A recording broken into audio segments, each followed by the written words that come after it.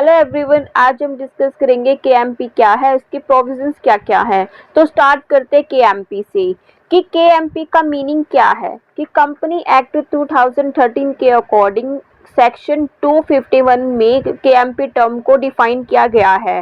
KMP क्या है, company के एक रिलेशन में इसका मीनिंग क्या होता है कि कोई भी पर्सन, जैसे कि कोई सीईओ है, कंपनी का एमडी है, कंपनी का मैनेजर है, कंपनी का सेक्रेटरी है या वॉल टाइम डायरेक्टर है, चीफ फाइनेंशियल ऑफिसर है या कोई भी ऑफिसर जो प्रिस्क्राइब किया गया है, उसको हम केएमपी बोलते हैं। नेक्स्ट आता है KMP under company act 2013। Company act 2013 ने क्या है, बहुत सारे नए कंसेप्ट को इंट्रोड्यूस किया था, जिसमें केएमपी भी क्या है, एक नया कंसेप्ट है।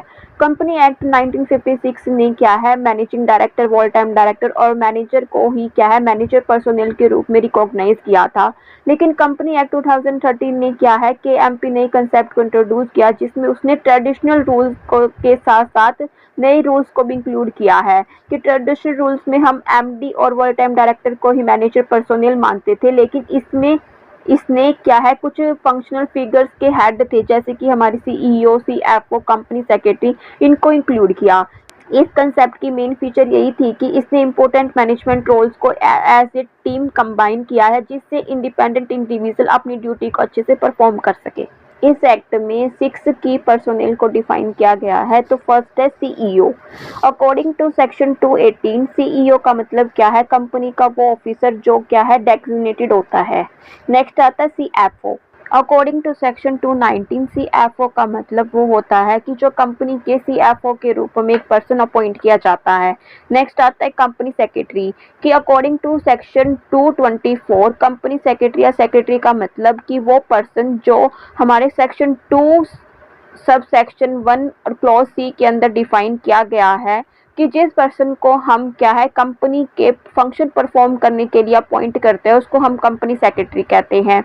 नेक्स्ट आता है मैनेजर कि अकॉर्डिंग टू सेक्शन 253, मैनेजर का मतलब एक इंडिविजुअल होता है जो क्या करता है कि हमारे जो बोर्ड के द्वारा डायरेक्शन प्रोवाइड की गई है उसको क्या करेगा, फॉलो करेगा और कंपनी में क्या है, एक मैनेजमेंट के जो फंक्शंस है वो परफॉर्म करेगा।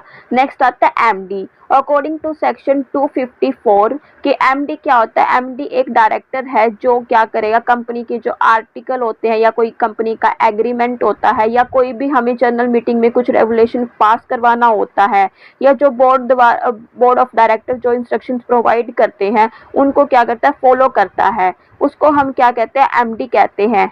नेक्स्ट आता है whole time director. According to section 294, whole time director वो डायरेक्टर होता है जो कंपनी के है ना क्या है, वॉल टाइम एम्प्लॉयमेंट रहेगा, मतलब कि एक ऐसा डायरेक्टर जो कंपनी के साथ क्या है, उसकी लाइफ टाइम तक काम करते हैं।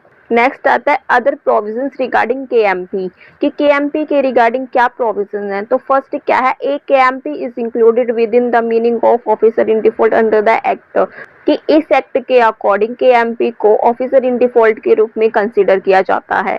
नेक्स्ट आता है ए कोई भी डॉक्यूमेंट है, सर्टिफिकेट है कंपनी का, या हम कोई भी कंपनी के बिहाफ पे कोई भी कॉन्ट्रैक्ट कर रहे हैं, उस पे क्या है, कोई भी मैनेजर पर्सोनेल या कंपनी का कोई भी ऑफिसर जो बोर्ड द्वारा ऑथराइज किया गया है वो साइन कर सकता है।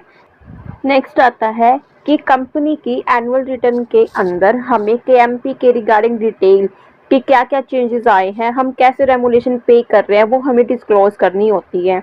नेक्स्ट क्या है, कंपनी की जनरल मीटिंग में हमारे स्पेशल बिजनेस की जो आइटम्स होती हैं कि मैनेजर पर्सोनेल को वो डिस्क्लोज करनी होती है। नेक्स्ट क्या है कि एक पर्सन जो हमारे कंपनी का केएमपी है उससे रिलेटेड है, तो उसको हम कंपनी का ऑडिटर अपॉइंट नहीं कर सकते। नेक्स्ट आता है कि केएमपी पर्सोनेल का कोई भी रिलेटेड अगर हमारी कंपनी में किसी भी पोजीशन पे होल्ड करके रखा हुआ है तो हम उसको इंडिपेंडेंट डायरेक्टर अपॉइंट नहीं कर सकते। नेक्स्ट आता है कंपनी को सिक्योरिटी पर्पस के लिए एक केएमपी के रिगार्डिंग एक रजिस्टर मेंटेन करना चाहिए। नेक्स्ट आता है हर अपॉइंटमेंट और केएमपी में चेंज के लिए हम आरओसी में अपॉइंटमेंट और चेंजेस के 30 दिन के अंदर अंदर रिटर्न फाइल कर सकते हैं। नेक्स्ट आता है कि मैनेजर पर्सनल के पास राइट है कि वो ऑडिट कमेटी की मीटिंग को सुन सकता है और जो भी ऑडिटर रिपोर्ट होती है उसको कंसीडर कर सकता है, लेकिन उसको वोटिंग राइट प्रोवाइड नहीं किया गया। नेक्स्ट आता है कि केएमपी की रेमुनेशन पॉलिसी के लिए नॉमिनेशन और रेमुनेशन कमेटी रिकमेंड की गई है, जो ये इंश्योर करती है कि इस पॉलिसी के अंदर उनके फिक्स और इंसेंटिव पे के बैलेंस को क्या करना है, इन्वॉल्व करना है, ताकि हम ये रिफ्लेक्ट कर सके कि हमारी केएमपी की लॉन्ग टर्म और शॉर्ट टर्म परफॉर्मेंस कैसी है हमारी कंपनी के रिगार्डिंग।